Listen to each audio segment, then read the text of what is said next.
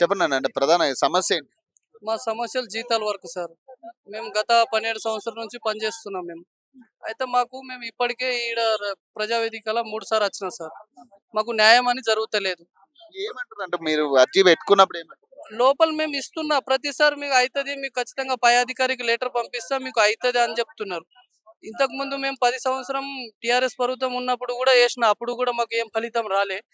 ఇప్పుడు అయితదని చెప్పేసి మళ్ళీ కొత్తగా పెట్టిర్రు కదా సార్. ప్రజావేదిక పెట్టిర్రు. మాకు న్యాయం జరుగుతాయని చెప్పేసి మాకు 5,000 జీతంలా 5,200 మాకు జీతం. అయితే దాంట్లోనే మేము ప్రతిసారి వస్తున్నా, మాకు న్యాయం జరుగుతలేదు. అయితే మాకు ఒక రూ. 1000 1500 ఖర్చు అవుతాయి సార్. మేము 5,200 మొత్తం టోటల్ మంది మేము 540 మంది దాకా ఉన్నా సార్. అయితే మాకు ఒక 5,200 జీతం ఉంది. మేము పొద్దున్న నుంచి సాయంత్రం దాకా పనిచేస్తా. మరి మాకు ఏందంటే మాకు న్యాయం లేదు. ఒక కనీసం జీతం ఇవ్వాలని చెప్పేసి గవర్నమెంట్ లో మేము కోరుతున్నాం. వీళ్ళు కూడా హామీలు ఇచ్చారుగా గతంలో, మరి అవి నెరవేర్చు. హామీలు ఇచ్చిర్రు. మేము కూడా ఒక ఎగ్జామ్ రాసుకొని రాలేదుగా. ఒక అటెండర్ హోదా అంటే అటెండర్ ఏం పని ఉంటది? చాయ్ ఇచ్చుడు, అందించుడు, ఏదో ఒకటి తుడుచుడు, పుడుచుడు, ఉడుచుడు, ఇదే పని ఉంటది తప్ప వేరే ఆయనకేమి ఎగ్జామ్ రాసేది ఉండదు. నా ఎగ్జామ్ ఏదో ఒక మామూలుగా నువ్వు లెటర్ రాసుకో, ఇది అట్లా ఉండదు. ఖాళీ ఆఫీసర్లకు మంచి చూసుకుంటే సరిపోతది.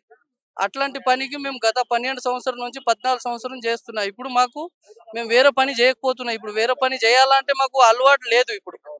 అయితే మాకు ఈ ఉన్న పనిలోనే మాకు ఒక కనీసం జీతం ఇవ్వాలా మేము గవర్నమెంట్ కు కోరుతున్నా అంతే. చెప్పండి మరి. మేము మమ్మల్ని వచ్చేసి 2010లో మమ్మల్ని తీసుకున్నారు సర్కులర్. 2010లో మాకు 3,000 వేతనం చెల్లించారు. తర్వాత వచ్చేసి 2016లో 5,000 ఇచ్చారు.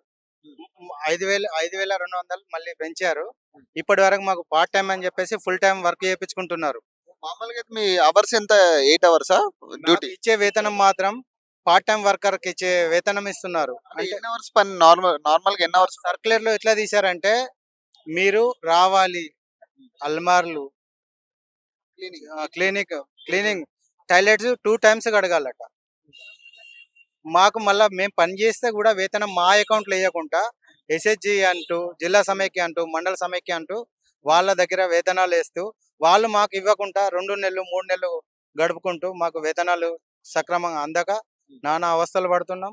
మళ్ళీ తర్వాత లోపల వీళ్ళు ఏమంటారు అధికారులు? మరి మీరు అధికారులు ఇప్పటి వరకు 3 సార్లు వస్తే వాళ్ళు ఏం స్పందిస్తారంటే మేము చేస్తాం, మేము ఇస్తున్నాం, పంపిస్తున్నాం, మీకు రిప్లై వస్తుంది.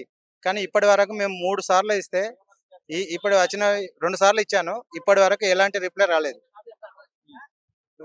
ఇప్పుడు పోయి అడిగితే ఏమంటారు, మీరు కమిషనర్ కలవండి, మీది అవుతుంది అంటూ దాటేస్తున్నారు. కమిషనర్ కలిసే కదా ఇక్కడ దాకా వస్తారు మీరు? కమిషనర్ చెప్పే వస్తారు కదా. కమిషనర్ కు ఇచ్చాము, సీతక్క మేడం కూడా ఇచ్చాము. దాదాపు మొన్న వారం కిందట కూడా డిప్యూటీ సీఎం సార్ కూడా ఇచ్చాము, బట్టి విక్రమార్క సార్ కూడా ఇచ్చాము. కానీ మాకు ఎలాంటి అంటే న్యాయం జరగడం లేదు. మాకు గవర్నమెంట్ అప్పుడు ఎలక్షన్ మూమెంట్లో ఏం చేశారంటే, మీరు మాకు సపోర్ట్ చేస్తే మేము పే స్కేల్ చేస్తాం మీ అందరికీ అనే గవర్నమెంట్ హామీ ఇచ్చింది. మేము ఇంతమంది ఉన్నామని చెప్పేసి పెట్టేస్తే అప్పుడు ఏం చేశారు, ఇస్తామని చెప్పేశారు. ఇప్పటి వరకు గవర్నమెంట్ వచ్చింది, మాకు పే స్కేల్ అనేది లేదు. కనీసం మా వచ్చిన స్కేల్ కూడా మాకు ఇవ్వకుండా పక్కదారులు పడుతుంది. మరి ఏం డిమాండ్ చేస్తున్నారు ఇప్పుడు? మరి మాకేందంటే కనీస వేతనం, మేము పని చేస్తున్నాం, పనికి తగ్గట్టు కనీస వేతనం ఇస్తూ మాకు అకౌంట్లో, సొంత అకౌంట్లో వేస్తూ మాకు ఏంటంటే జీతాలు మీ అకౌంట్లో పడాలి.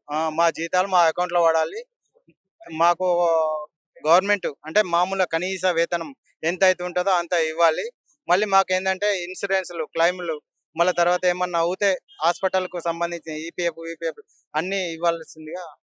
Thank you.